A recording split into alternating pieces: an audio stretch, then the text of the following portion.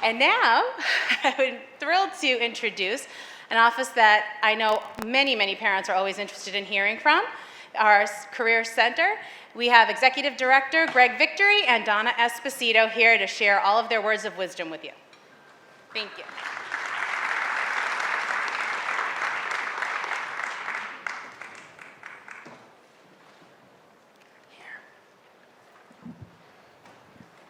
So, good afternoon. How many of you have been to Jumbo Days in one of the last 2 years? Okay, so same jokes, different slides. And I'm not wearing the shoes because I can't repeat outfits. That's a one and done. As Gina said, my name's Greg Victory. I'm the Executive Director of the Career Center here at Tufts, and my colleague Donna Esposito, who's the Director of Career Development. The goal of today, twofold. One is to tell you all the things, or most of the things we try to do to support your jumbo, regardless, or as my upstate New York mom would say, irregardless of the School of Engineering, the School for the Museum of Fine Arts, or the College of Arts and Sciences. So we serve all of those populations, graduate and undergraduate, and to help you help them through this particular process. So we're going to speed through a bunch of slides. We're going to try to save 20, 25 minutes to do Q&A. Don and I will be at the Deans and Directors breakfast tomorrow morning to answer questions, and we will stand in the back for a little bit at the end. But I can't talk to you while our bosses are up here doing the next presentation, so just so you're clear, I like my job, I want to keep it. Couple quick things, right? So we believe wholeheartedly that our responsibility is to foster transformational experiences for your child, professionally, personally, academically, and that our goal is to prepare every jumbo for a lifetime of fulfilling opportunities. So in essence, giving them a toolkit, and it's the institution's charge to give them a toolkit that they use for the rest of their lives. So we're not just helping them prepare themselves for their first job or their first graduate degree, but to be able to do this continuously throughout their life. Having said that, and this was a slide, if you've been to Jumbo Days that you've seen, we're sort of in this mix where we're working with 17, 18, 19-year-old students, and we're asking them to map their future without a clear understanding of what exists. New jobs, new industries, new career paths, right? As you think about cybersecurity and the launch of the number of jobs in that field, which really was sort of just on the cusp 4 or 5 years ago. We're asking them to sort of make decisions without all of the information and context that they need. And our goal is to help get them as much of that context and information as possible. Good afternoon, everyone, and welcome. So I'm going to jump in with a concept that we've certainly, thought about for a long time now, but in the last couple of years, our professional association in the career services field, the National Association of Employers and Colleges, did a lot of research on the topic of career readiness. And the way they've defined it after a lot of research with employers in terms of the kinds of things that employers are looking for in new hires and college grads includes the attainment and demonstration of requisite competencies, broad-based competencies that prepare college graduates for a successful transition into the workplace. Oops, sorry about that. What am I? This is a new one. One of these is technology.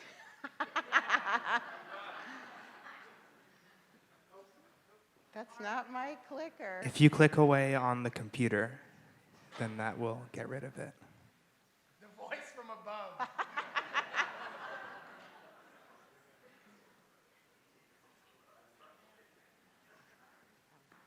Thank you. So you know it's live because it's not recorded. It's not Memorex.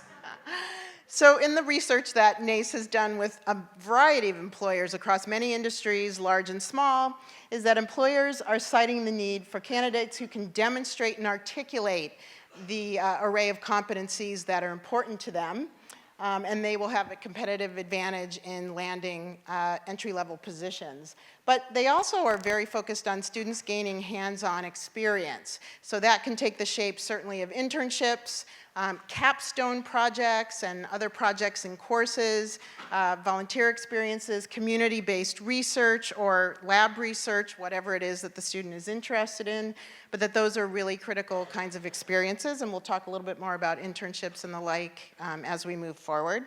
And then lastly, as new hires enter the workforce, to seek out professional development opportunities and know how to do career management. And we will talk about this again later in terms of the programs that we run for seniors, is we talk about how to manage your first 90 days on the job and things like that. So we're focused on that as well.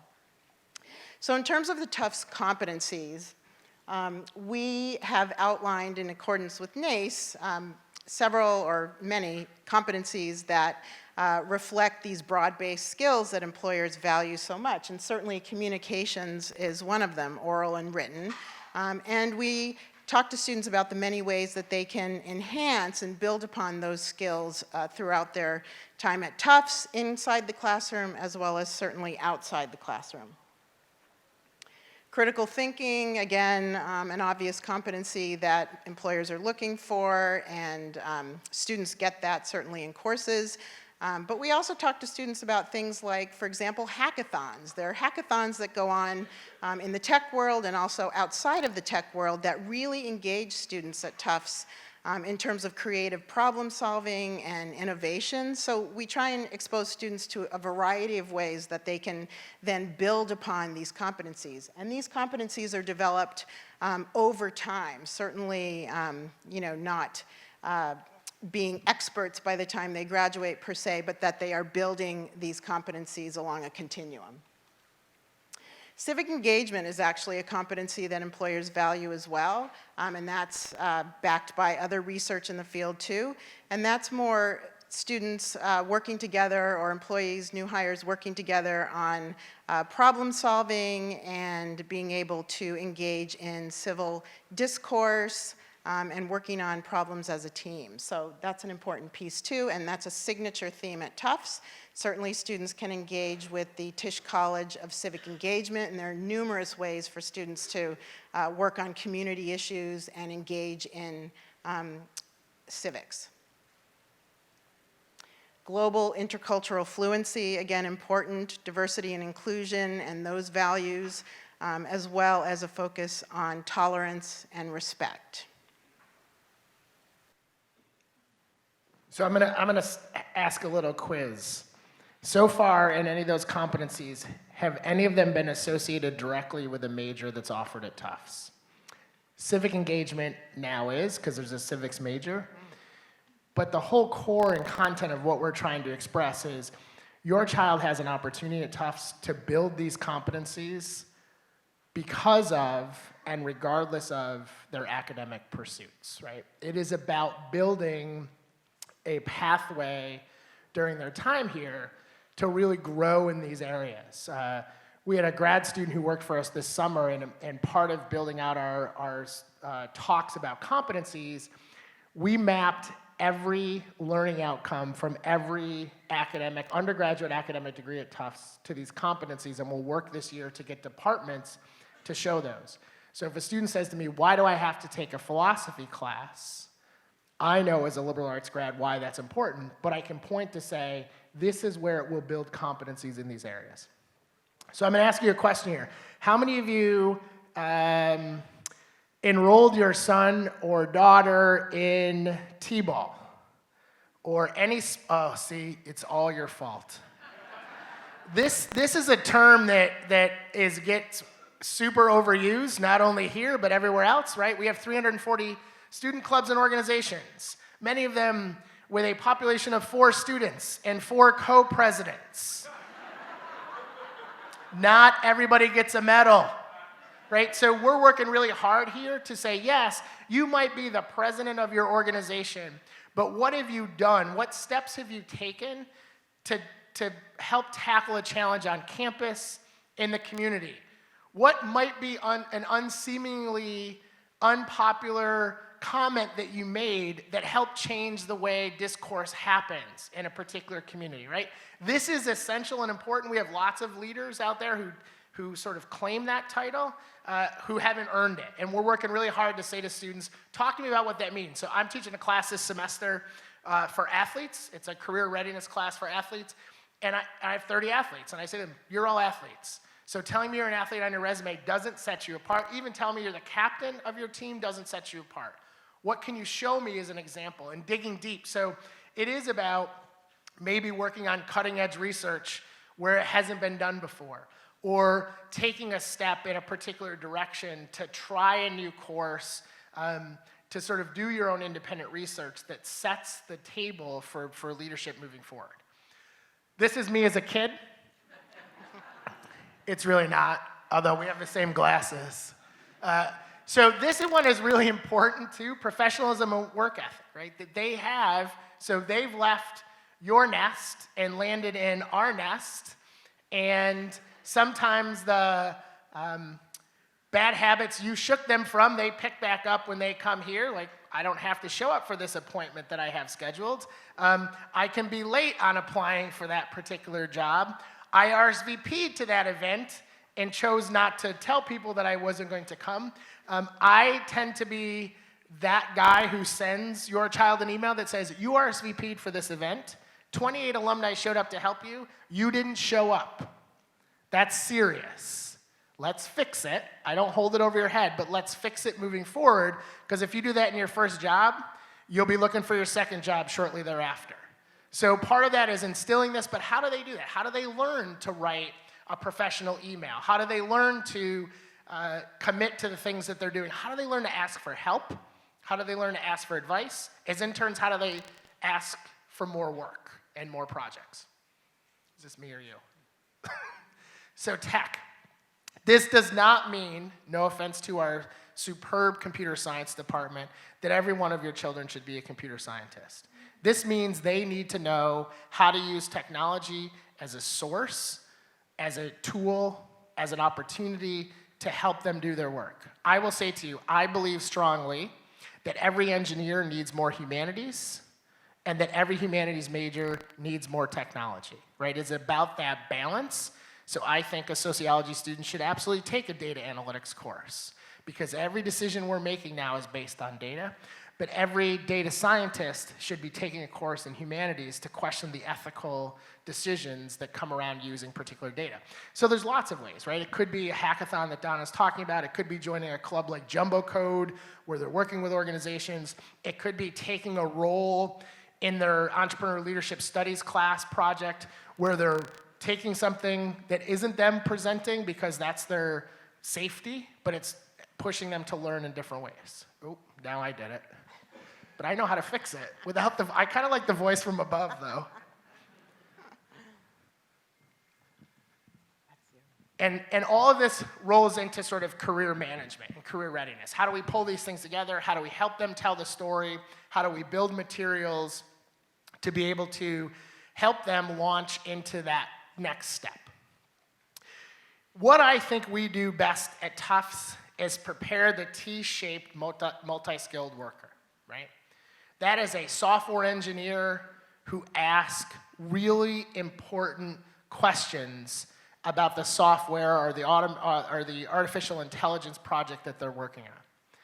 It is a very committed community health student who understands public health as a national emergency and that we need to do more things to support healthcare in this country, and finds data to be able to back up that claim. But at the same time can go out and build a project and a system to support a community to have better access to healthcare. So it's these boundary crossing competencies, many disciplines, many systems, right? So at Tufts, and this is a culture I would like to change, I think Don and I both would like to change. At Tufts, there are a lot of students who have 2 or 3 majors. I don't always think that's necessary. I think they're cutting things out of their pathways and opportunities by saying I have to have these 2 majors. For those of us who, after our first job, many of us, nobody ever asked what our undergraduate major was. Nobody ever cared what our undergraduate major was. We got a job in that field in spite of that particular major. So focusing on what can they do academically that doesn't require them to commit to 2 specific pathways, and then a depth of knowledge in at least one discipline and one system. So you could be focused on wanting to work in finance and be hyper analytical, but you need to be able to talk, if you want to do investment banking, you need to be able to talk to the clients whose money you're investing. You need to know something about what's going on in the world and policy. You need to also be able to talk about art and music and things that make that particular client feel connected to you. You don't have to read all this. You can look at the recording. But this is a Washington Post article that came out this week, or late last week, that basically a group of some of the world's finest economists said, we need more English majors. I have never heard an economist say something more profound in my entire life. No offense to the economist in here, but the thing is, if you look at all of the data around this generation, students are choosing majors they term to be practical. Computer science, finance, nursing. We don't have nursing, but that's one of them. And these economists are saying, we need people to tell stories about this data. Nationally, the number of English majors has dropped by 25%. That's a little bit scary. Tufts, we haven't seen as significant as a drop because of the type of institution we are. But I want you to really understand, for me, the key takeaways are, there's no denying that the typical computer science major makes more money shortly after graduation than the typical English major. It's true. But long term, they even out. Those software engineers often leave their jobs more quickly and then eventually leave the field when those English majors have the capacity to become higher level managers, and by their 40s, that has evened out. Now, you may say, I don't need them to wait till they're 40 to catch up. But if they're happy, if they have high retention levels at organizations, if they're moving through that system, does it really matter? And that's a decision you and they have to make. But for me, it also says English majors ages 25 to 29 actually had a lower unemployment rate in 2017 than computer science majors. So as we think about this future of work, the important thing to understand is we're preparing students to weather that storm because of that T-shaped, multi-skilled worker. So software engineers are building all this great artificial intelligence and automation, and they're putting themselves out of work, right? Because a robot is going to be able to do some of that work in the long term. So it's thinking about they're at a place, your children are at a place where we're helping prepare them and giving them opportunities and access to expand their knowledge base, both hard and soft skills. And I got to do this one too. Sorry, we kind of practice this, but in my office, looking at my computer. So Donna's gonna, actually I'm doing the next two, I think. Basically what we want to talk to you briefly about is fostering these transformational experiences and how do we do it? And it's early, consistent participation. So how many of you in this room have a member of the class of 2023? Okay, 2022, 21. How many senior parents? These parents are like, you got to get my kid a job. They're not coming back to my house. They were here 45 minutes early, recording their own version of this so they can bring it to their son or daughter. Trying to personalize those services, so giving them access. What we know about this generation, it's a balance of in-person and technology. So how are we doing that? And then getting them into the workplace and career ready. I'll do this one and then I'll go back to Donna because I'm sick of my own voice. We've put a significant focus and effort over the last several years on further engaging first year and sophomore students at Tufts. And is solely focused on exploration. It is not focused on you have to know what you want to do. It's not focused on don't come in our office until you have a resume. It's purely focused on come talk to us. So I had an email from a first year student late last night, and we've made this distinct decision not to allow first year students to make a career advising appointment till November 1st, their first year, right? We want them to get settled. We want them to think about what else there. They can access our resources and our peer fellows, but I don't need them in my office in the fall thinking about, I have to have this resume because I have to have an internship next summer. Relax, right? Take a deep breath. get settled here, and then let's work together. And I was able to say to her, you can make this appointment, but here's a bunch of resources. You're thinking about majors, you're thinking about those sorts of pieces. So it's really about that exploration. Donna was instrumental in designing a 6-week first-year course that we've now run 3 semesters, called Creative Strategies for First Years, using design thinking to map out your experience at Tufts. So how do we think about, how do we iterate and pilot and try new things during our time without coming in with making a specific commitment on this is my particular path. We do a full-day sophomore career summit. So for those of you who have class of 2022, the 14th, whatever that Tuesday before classes start in January, it's a full-day interactive experience, particularly for sophomores. We do it the day before classes start in the spring so they don't have anything else taking their attention away from what we're trying to support them with. We offer a sophomore career development class. 6 of our advisors work as pre-major advisors, so we're working with freshmen, helping them map out the courses they need to take. We have a staff of career fellows who are in the residence halls, who are at the campus center, who are trying to engage them. And I know this, I don't think it. My favorite event we do every year is our career carnival. It's the first or second week of classes. We do it on the academic quad, and it has nothing to do with teaching them anything other than we're approachable, we care, we want to have conversations. This September, we had 750 students just show up to get an ice cream, to meet our staff, to do a bungee run, to eat popcorn. Super low-key event. And the number of students who've come back to us and said, it made me feel more comfortable about coming to your office and using you as a resource. It's really for us about exposing first-year students to what we do and how we can be part of their cadre of support as they go through their time at Tufts. Just FYI, there will be another section of the freshman design thinking class in the spring, in case anyone might be interested. We hope you are. Some of the services that we offer in terms of web-based platforms that you would be interested to know about include primarily, or number one, I should say, Handshake, which is our career development platform that hosts all of our jobs and internships, our on-campus recruiting program. All of our events are posted in Handshake. Thank you. And also, events and appointments can be made through Handshake as well. On November 1st, freshmen will be definitely in to make appointments, although they can come in to see us through drop-ins with no appointment now, so that's a good thing. Besides Handshake, we have something called Big Interview. It's a platform that allows students to access preparation for interview material. It's mostly in video format, although there's some written modules as well. And they can actually practice answers to questions through a video record feature through Big Interview. So it really gives them on-demand access to some of the important services that we offer. So we're excited to see students using that as well.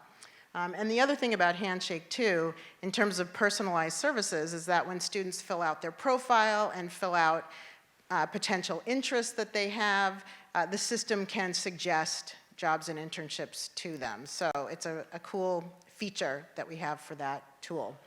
And then we're excited to talk about the HERD, which is something that's going to be rolled out to students in January. It's an alumni student Flash mentoring platform, and what Flash mentoring refers to is a short-term platform where students can have conversations with alums in a one-time kind of situation. There's no necessity to have it be a formal mentor relationship, although sometimes those relationships do emerge if the pairing is right. But it allows students to engage with a variety of different alumni who represent different career fields that they may be interested in, or have other, maybe what they did with their major that students might be interested in learning about too from a variety of alumni. So it's an awesome platform. We're in the process of recruiting alumni, and we have almost 2,000 alums in at this point, and we will have many more by the time it's launched to students. So we're excited about that as well. Also, in terms of getting students into the workplace, There are a lot of resources and services that we offer. Career fairs, we just had our fall career fair and we had over 200 employers, and I think we had almost 1,500 students come. And we'll have another one in the spring with a variety of companies and industries represented and nonprofits as well. Industry Nights is a new resource that we offer to students. They're events where we invite employers to come based on a particular industry that we're highlighting, and then we have a panel where students can learn about different kinds of careers in that industry, and then we have a broader networking opportunity afterwards where we invite even more employers to come and talk to students. So it's a great opportunity for them to get real-time learning from folks who are doing the kinds of things that they are interested in and that they may really want to learn about. So it's been a fantastic new addition to our services, and we've had great attendance at the industry nights that we have offered. We had a consulting industry night in September where we had over 300 students come to that. Tends to be a popular and interesting area for some students. And the next one coming up is going to be in environmental and sustainability. But we have many topics that we cover on an alternate yearly basis. Career treks, we take students, for example, to New York. We had an arts trek in October where we had 50 some odd students come and get to interact with alumni who work in various arts and media organizations. Some students have gotten internships and others jobs eventually from those networking contacts that they make through our treks, and we had a social impact trek to New York as well. We visited the Council on Foreign Relations and the Clinton Foundation and some really great organizations as well. So they're really great, and we hope to continue doing treks in the future, maybe expand to some other topics as well. We have expanded employer relations functions. We've really broadened the array of organizations that we have coming on campus, which is really exciting for students, STEM-based as well as very much non-STEM-based as well. The humanities, social sciences, and all of that are very well covered in terms of our employer relationships, and so that's been a nice enhancement over the last couple of years as well. And then also exploring opportunities like shadowing, for example. Through the HERD, there will be opportunities for alumni to tell students that, yes, I'm interested in potentially hosting you or someone to shadow at our organization. So we're excited to be promoting more of those opportunities as well. And we do offer all the many career services that you might expect at an office like ours.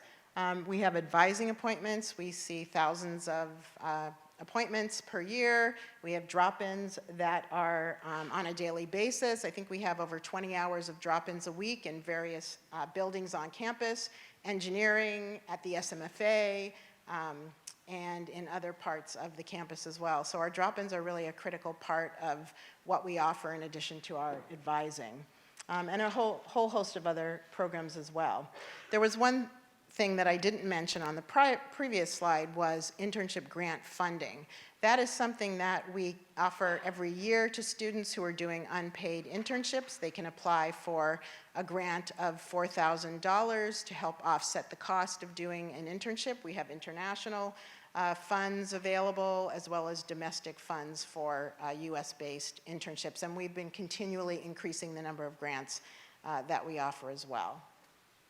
We do offer alumni career services, so for all of your jumbos, we have pretty much lifetime services once you graduate, and so we have a heavy usage of our alumni career services as well throughout the career spectrum.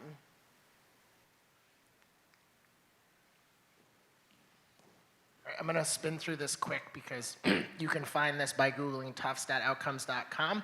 But the reality is the outcomes are great. 96% of the class of 2018, so it takes us a year to sort of collect data, crunch the data, and then report it. So we always report from the previous class year. So we are in the midst of final data collection for the class of 2019.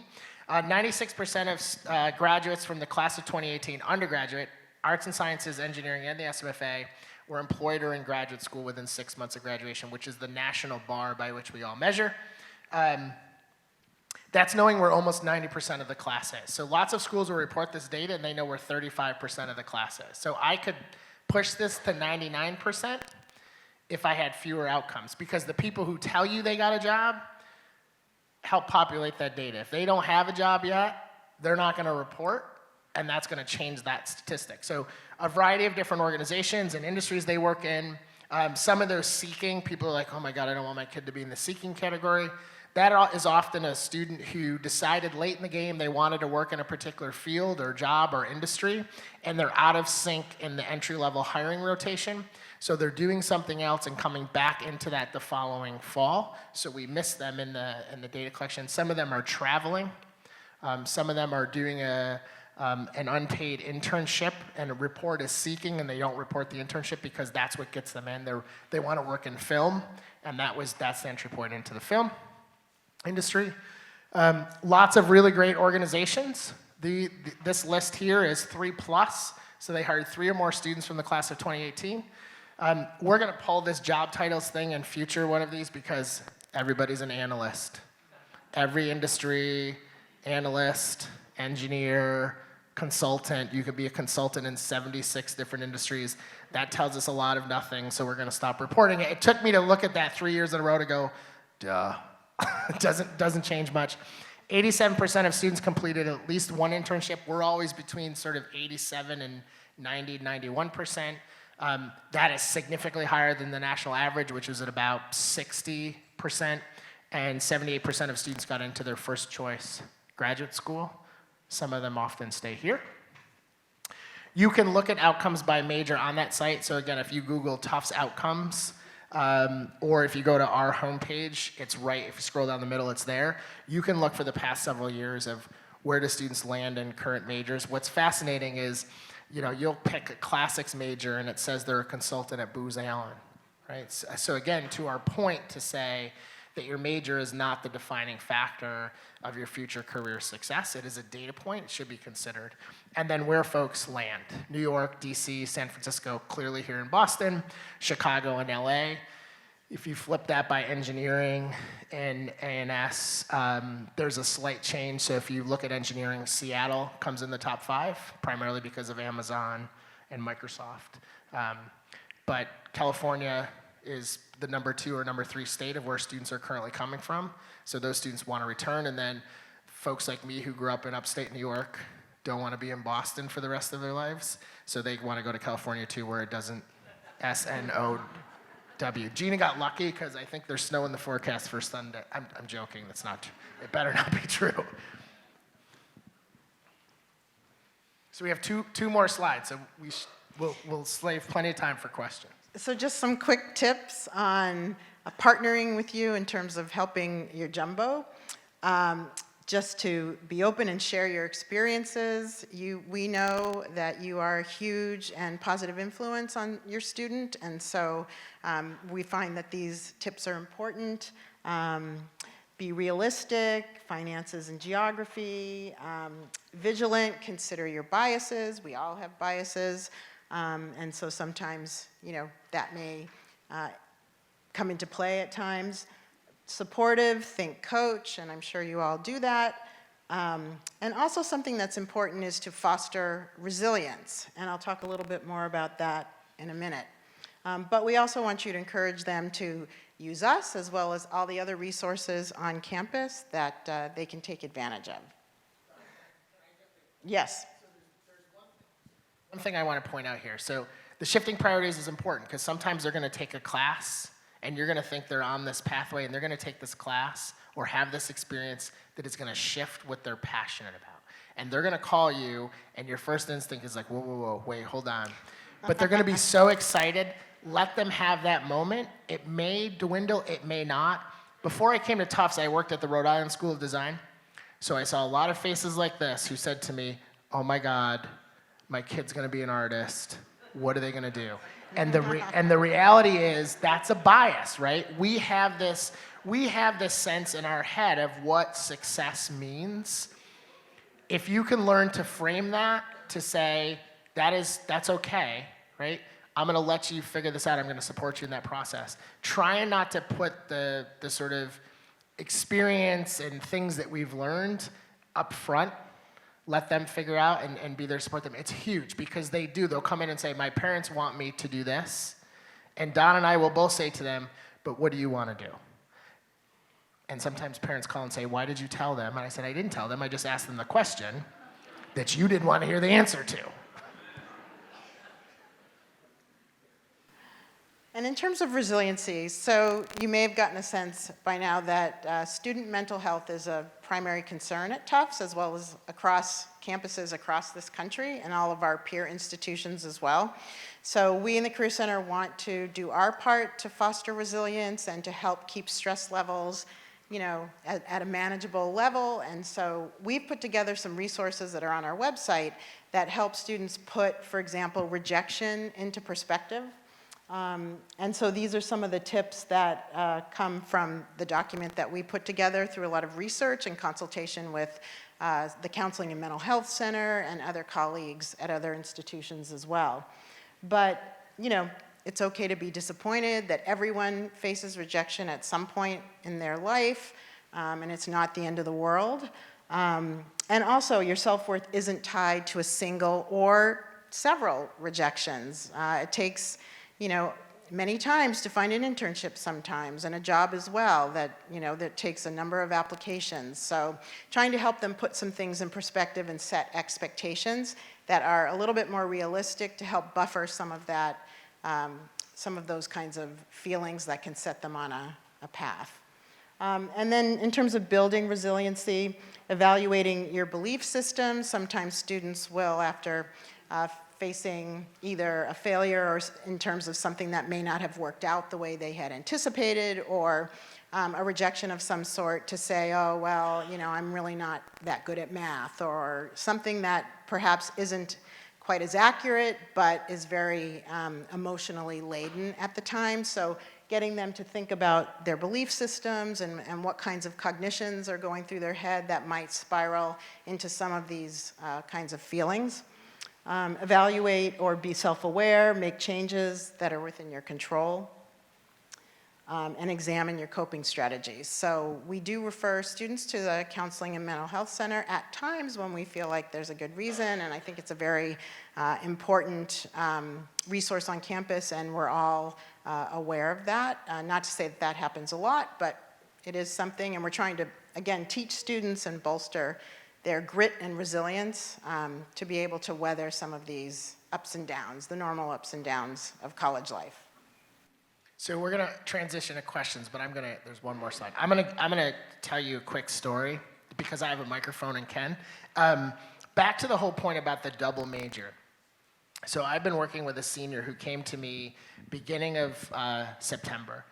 Dual major in chemistry and philosophy, right? Totally two broadly different, vastly different sort of academic disciplines. And we were looking through his resume, and he was talking about his interest in finding jobs that were chemistry-related post-graduation. And as I was going through his resume, I asked him to talk to me about this social impact entrepreneurial venture he started as a high school student in India. Really profound, the work he was doing and the impact that it had. And he started talking to me about another venture he had in his head. And I said to him, have you been able to take one of the classes in the Entrepreneurship Center? Yeah, it seems like that would be really helpful as you think about some of the additional skills you need to build to launch this really cool venture that you're talking about.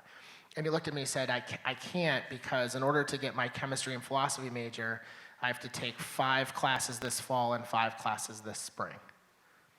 And I looked at him and I said, I'm just going to ask you a question. I'm not pushing you in any direction. But when you talked about that venture, you were far more excited and passionate about what you were doing than you were talking to me about chemistry or philosophy. What if you took one of those as a minor and freed up space to be able to do that and think about it?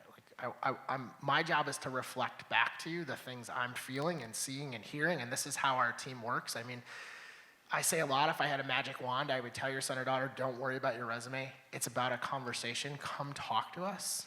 This is what we love to do. This is, I've been doing this 20 plus years. I'm going to embarrass Donna. On Tuesday, Donna will celebrate her 25th year at Tufts. That is awesome.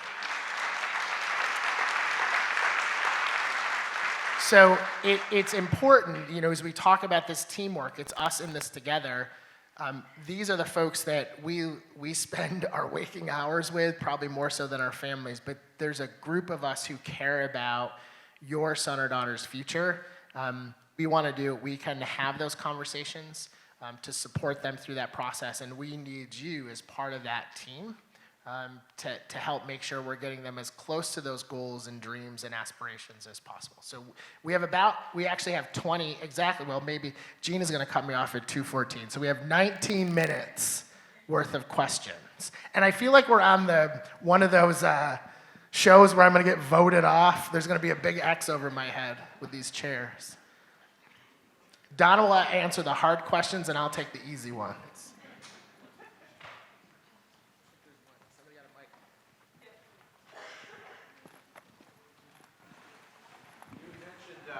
November 1st You had mentioned November 1st as a lot of students are sort of chomping at the bit, first-year students, but I'm wondering what your advice or perspective is about when is a kind of a sane or suitable time for first-year students to kind of begin to form a relationship with your office. From an appointment standpoint, I think we've been really good about sort of saying, part of it too is capacity. So we have a lot of juniors and seniors who are looking, that's a huge recruiting time. So part of it is holding those first-year students off to say, these are conversations that you should resonate with a little bit. You've only taken 1 week of classes. So November, as far as them sitting down with a half-hour appointment, but we want them to come sort of engage with us, whether it's with our peer career fellows who are spectacular upper-class students who have had a lot of really cool experiences. They can attend any event that they want. We encourage them to sort of try things out. We had a really high number of first-year students at the career fair this year, and part of it was we coached them through. Go up to a company and say, I'm a freshman, I know you're not gonna hire me as an intern, but what can I do over the course of the next year to be the star standout sophomore intern at your organization? So we're working with them. We just don't want them to sort of have to feel like they come in and they have to have a plan. Anytime really during their first year is a good time to touch base, and for some students they'll do it more regular. For some it's like I'll do it once, and Donna talked about drop-ins. We use this vernacular, not everybody knows what it means. We do these 15-minute, sometimes career triage appointments, 20 plus hours a week. I do mine at the gym so I can tell my physician I go to the gym 1 day a week. That's partially true, to be honest. But part of it is, I think, it's testing us out, having a conversation. And we say, we have distinct styles.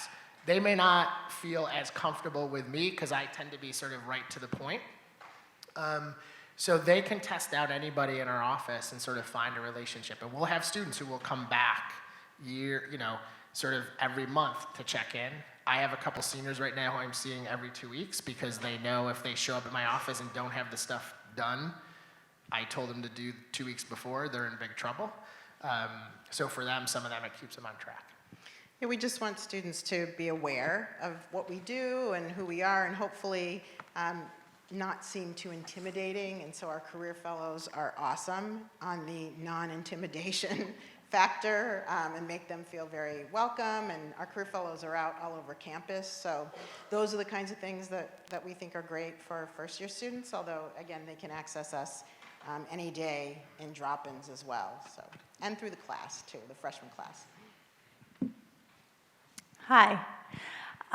You spoke a little bit about the 6-week design thinking course for freshmen. I'm right here. Hi. Hi.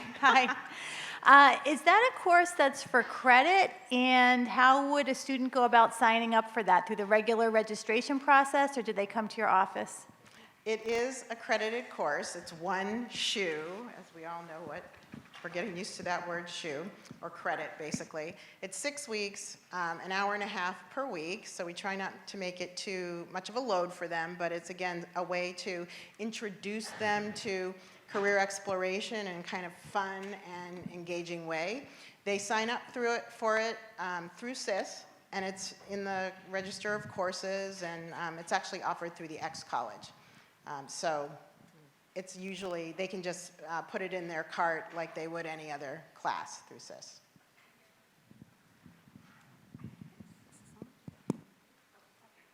Hi, thank you. It's great that there are so many opportunities at Tufts. I think a lot of us have students who are interested in things like international relations, language. They're often faced with decisions about whether to go for something that is more of a job or an internship than, say, an enrichment or a language summer type program. Is that more of a discussion with your office? Is that more advising deans? Is that anybody? Where should a student trying to make those decisions turn? So let me just clarify that, are you talking about maybe them taking a summer at a place like Middlebury in their intensive language versus doing an internship? In some ways we talk to students about that. You could do that between, you could do the language intensive between your sophomore and junior year, and then an internship between junior and senior. If you study abroad, there's an intensive language in almost all of our study abroad sites. We just hired a brand new senior director of global education, and she's super focused on more short-term abroad opportunities. So as you think about that global intercultural fluency competency, it is about studying abroad. It's about engaging with students from differences. So it really depends on what they'd like to do. Sometimes we would recommend they talk to people in the field who might say, right, if you want a job in the CIA, understanding Arabic as well as your primary language may be more important than having an internship at the DA's office. So often we turn them to part of the Jumbo family, Tufts alums, who can help them get more of the specific pieces of that. But often it's the variety of those experiences. The other example I'll give is students will say, well, I have an opportunity to go back to the same site where I had an internship, and the question we often ask is, are you going to get different experience? Because if you are, that's fine. If you're going to get the same experience when you go back, is it really worth it to you to be able to do that? If that's a place you want to get a full-time job, then you might want to go back. But it is, we have a lot of those conversations, but we'll often connect them if we think there's folks with more detail. We'll connect them to our colleagues, whether it's an advising dean or a faculty member or whoever it might be.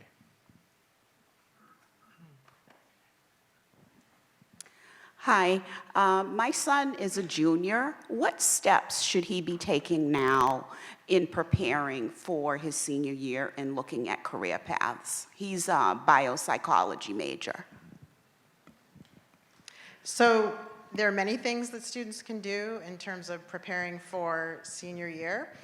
If he has met with us or hasn't met with us, I would encourage him to come in and sort of have just a baseline kind of a conversation with us, and we can learn more about what his interests are and what he's thinking about, and kind of help gauge him from there. If he's in the search for an internship, we can certainly help him do that as well. There are certain industries that will kick off hiring early on in senior year, so if he's interested in any of those industries, actually some of them, including finance, actually kick off in the summer. So if he's interested in any of those kinds of industries, we can get that on his radar early on. But I would say it would be a great idea to sort of get a lay of the land appointment, and we can talk about more of his interests and what he's done, and where some potential gaps are, or where we could enhance some of the areas that he's interested in. And then he can also get to learn more of our resources, perhaps tap into some alumni at this point. This is a great time to do some networking and having career conversations based on what his emerging interests are. Good time to engage.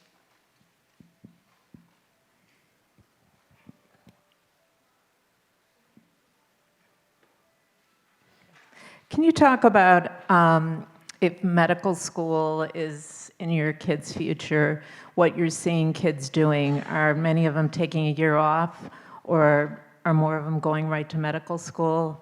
And, well, that. I think we see a number of students take at least a year or two off. Not everybody. Some decide that they want to go right in if that's really something that they're sure of, and they've had conversations about that with family, with the pre-med advisor, and all of that. But I mean, we have students doing all kinds of research opportunities. That's something that's fairly common for students between graduating and med school, or they could be doing some kind of a clinical experience if they feel like that's where, you know, they need a little bit more exploration or prep. We actually have some students take a year and do a scribe position where they're in a doctor's office actually taking notes and actually learning through listening to doctors do diagnoses and all of that. So, and then some go on service trips, or they may have a service year. I've seen students do a whole variety of things in preparation for med school, and I think there's probably not one perfect route for everybody. Part of it is, where do they think they need a little bit more exposure? Sometimes they come out of college needing a little bit more, perhaps clinical or research or whatever it is. But I think that there are a variety of experiences that can, that are attractive to med school.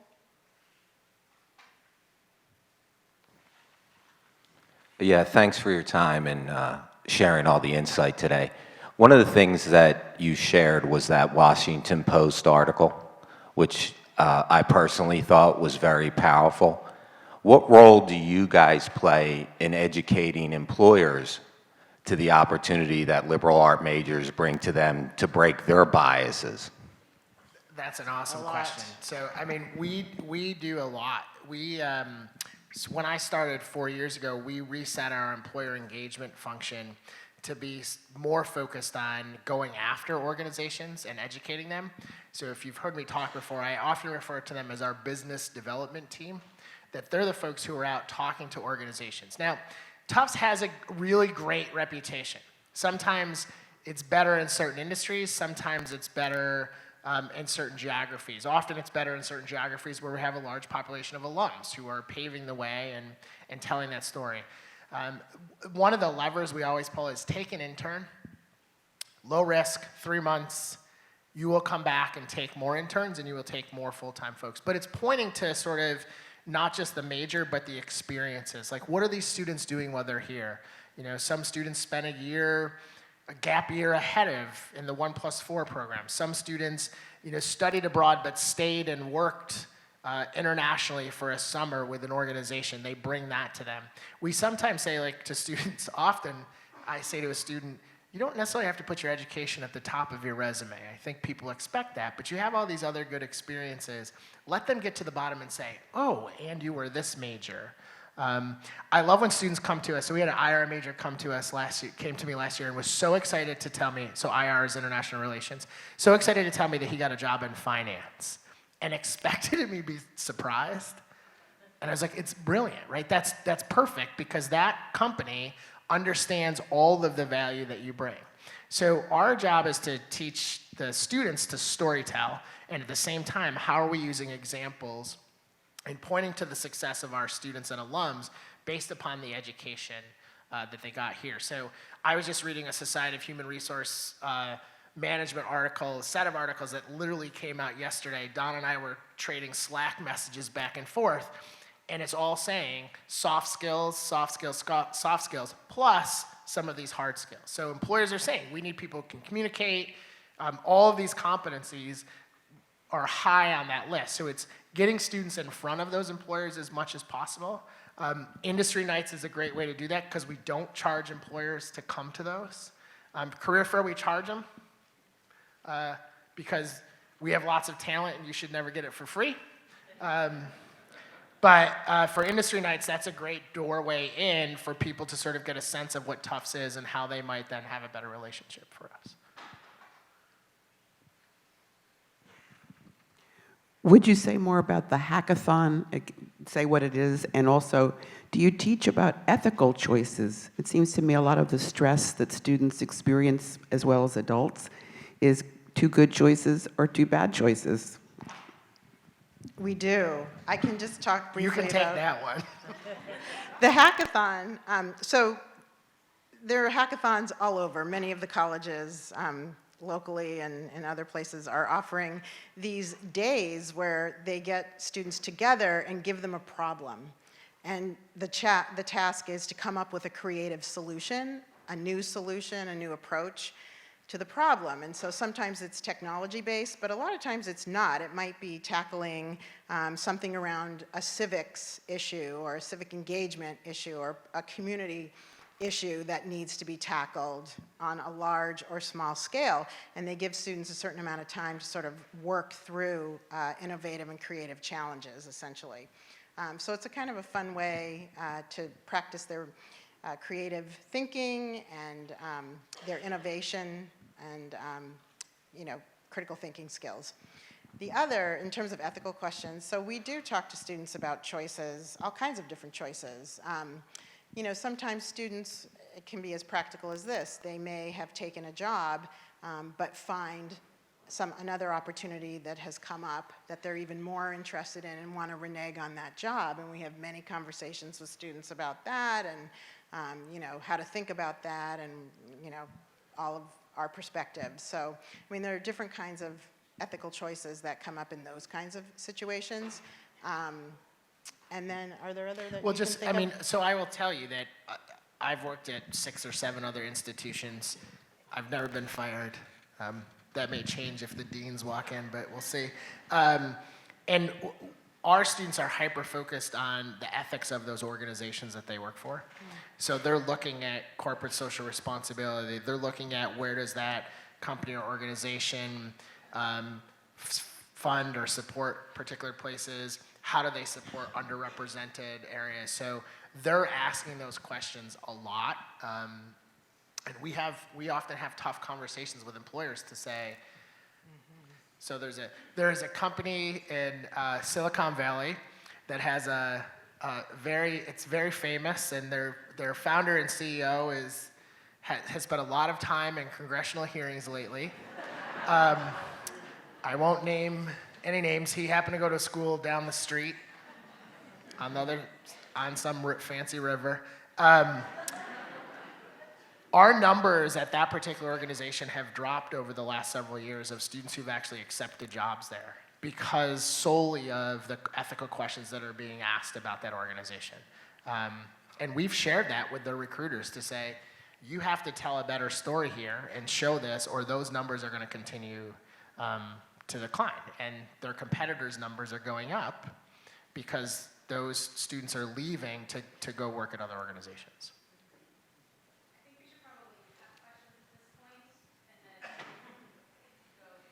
Yeah, I don't want to, the provost and deans are coming, those are our bosses, so I don't want to take their time. You'll never see me again if that happens. So thank you, enjoy your weekends.